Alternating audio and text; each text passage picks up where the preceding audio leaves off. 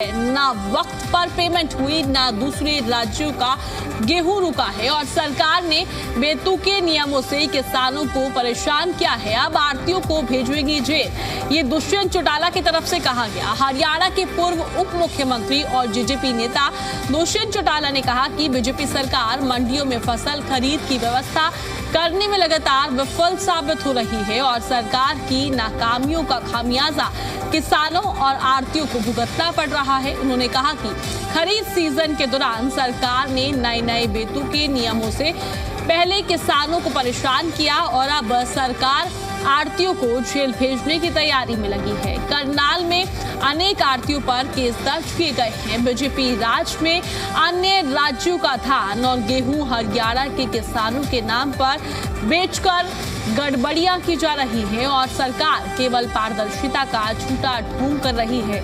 आगे दुष्यंत चौटाला ने कहा कि मंडियों में इस बार गेट पास और बायोमेट्रिक के नए नियम लागू करके किसानों का खूब तंग करने का कार्य किया जा रहा है।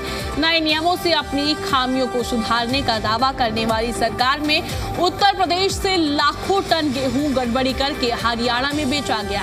इससे पहले बीजेपी सरकार के नाक नीचे करोड़ों रुपए का बड़ा धान घोटाला हुआ है, लेकिन कोई उच्च स्तरीय जांच नहीं की गई। सरकार फसल खरीद में घोटाला करने वाले मास्टरमाइंड को पकड़ने की बजाय आढ़तियों पर ही कार्रवाई करके उन्हें प्रताड़ित कर रही है। पूर्व डिप्टी सीएम दुष्यंत चौटाला ने यह भी कहा कि पूर्व गठबंधन सरकार के दौरान कोरोना काल के बावजूद फसल खरीद के पुख्ता इंतजाम किए गए थे, लेकिन मौजूदा बीजेपी सरकार ना तो समय पर किसानों की फसल खरीद पाती है और ना ही समय पर फसलों का उठान और भुगतान कर रही है। पहले किसानों को 2 दिन के अंदर सीधा खाते में पेमेंट मिल जाती थी, लेकिन अब किसान 20 से 25 दिनों में अपनी फसल का भुगतान लेने के लिए दर की ठोकरें खाने को मजबूर है। गेहूं की खरीद पूरी हुए करीब 2 सप्ताह हो गए हैं, लेकिन अभी तक उठान पूरा नहीं होने की वजह से मंडियों में गेहूं के बड़े ढेर लगे हुए हैं। सरकार किसान और आढ़तियों को परेशान करना बंद करे, खरीद सीजन में बेहतर इंतजाम करें और जिससे किसानों और आढ़तियों को कोई परेशानी ना हो।